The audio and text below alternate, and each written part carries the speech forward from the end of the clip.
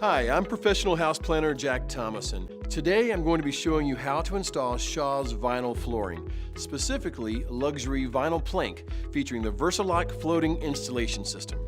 These are often called LVP products for short. This category of flooring is the fastest growing in the industry, and part of the reason is that they are easy to install.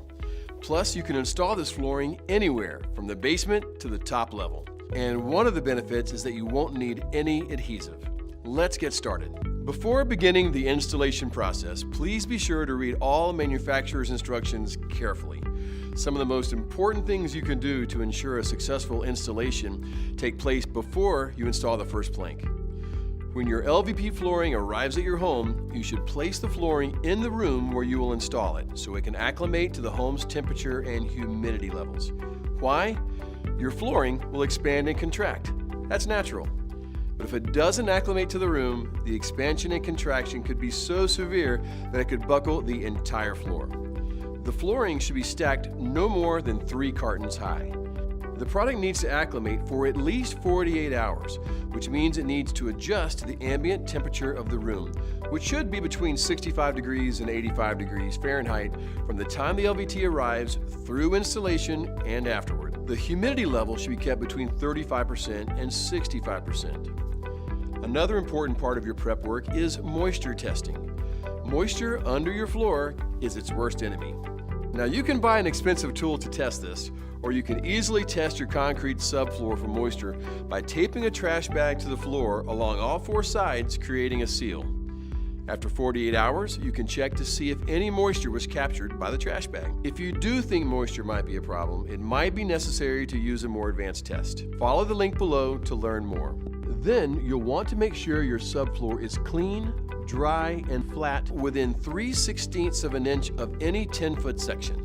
You can use a 6-foot straight edge to determine any low spots, and if any spots exceed 1/8 of an inch, fill them in with a cement leveling compound. With LVP, you don't have to use an underlayment, but you can. Some people choose to use an underlayment because they prefer the way footsteps sound when it's used. Remove quarter round and undercut door frames to provide necessary clearance for your new LVP flooring. Now you'll need to gather your tools. The materials you'll need are a tape measure, utility knife, tapping block or rubber mallet, pull bar, 5/16 of an inch spacers, T-square, and safety glasses. Begin by opening the boxes and inspecting the planks for damage. As you install, you'll want to pull planks from multiple boxes to achieve an even color variety across the floor. First, you need to decide which direction to run the planks. Many people prefer the look of planks running parallel to incoming sunlight. Some people prefer to base the direction of the planks on traffic pattern in and out of the room. The choice is up to you. Once you know the direction, you'll decide your starting wall. Most people start with an exterior wall because those walls are often straighter than interior walls, making it easier, but either wall will do. Now, what I'm about to tell you may be the most confusing part of an installation. We're going to determine the size of our first and last rows. Why? Because the room will look more beautiful if the first and last rows are equal size. The sign of a new installer is a first row that's 6 inches wide and a last row that's 3. Before you start your first row, measure the room. Then divide by the width of the flooring planks you're installing. How many planks will it hold? Half of what remains will be the size of the first row, and the other half will be the size of the last.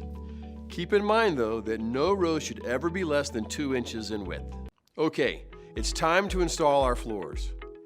So, facing the starting wall, begin in the left corner of the room. This is a spacer. You'll use 5/16 of an inch spacers to maintain the proper expansion gap around the entire perimeter of the floor and around cabinets, pipes, and any other obstacles in your room.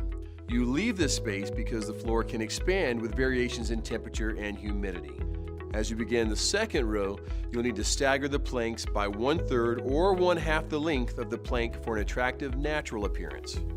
For this installation, we're using LVP that has a wood look. Shaw's vinyl floors click together easily. This particular flooring uses the Versalock system. Simply click the short side of the plank or tile vertically into the previous one, pressing down by hand and rolling it with the other to ensure a tight fit.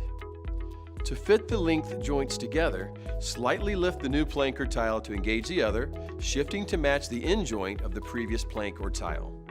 Rotate downward to click together properly. You might need to use a hand roller to lock the end joint. As you near walls, you will probably need to cut planks or tiles to fit. All you need to do is score the top wear layer with a utility knife, then snap it along the score line. Continue to install adjoining rows from left to right until you reach the final row, always maintaining the 5/16 of an inch expansion space. Remember, we determined the width of the last row before we started. Just cut the planks or tiles to fit that final row against the walls, but be sure to maintain the 5/16 of an inch expansion gap. If you're installing vinyl floors in a room that receives direct sunlight, you'll want to use blinds, shades, or draperies during peak sunlight hours, as prolonged exposure to direct sunlight may permanently damage your floor. The key to a beautifully finished floor is completing it with the right transition pieces, such as quarter round, T-molding, and reducers. Once you've finished installing the vinyl planks, you can install quarter round to cover the expansion gap around the perimeter of the room. For doorways, you'll want a T-molding or a multi-purpose reducer depending on the height of the floor in the next room. These pieces create an attractive and safe transition from one room to another. Now it's time to enjoy your beautifully finished floor.